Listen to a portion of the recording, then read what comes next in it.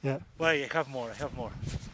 Ok, aquí estamos en el campo avanzado del Denali a 4.400 metros y llevamos 5 días aquí parados.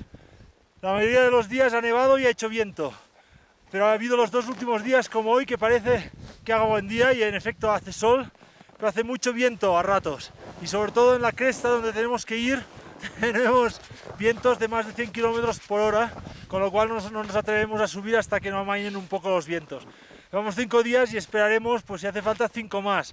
El único problema es que luego para hacer cumbre tendremos que hacerlo sin aclimatar, tenemos que hacerlo subiendo con todo, moviendo el campamento, ahora lo veréis, hasta el campo de altura y sin descansar intentar hacer cumbre. De todas maneras estamos en un sitio precioso, ya lo veis.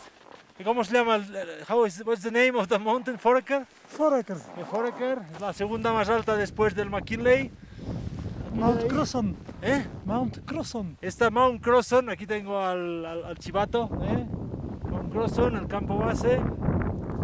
Y allá arriba está la cresta, ahí donde tenemos que dormir el día antes de hacer cumbre, a 5.200 metros.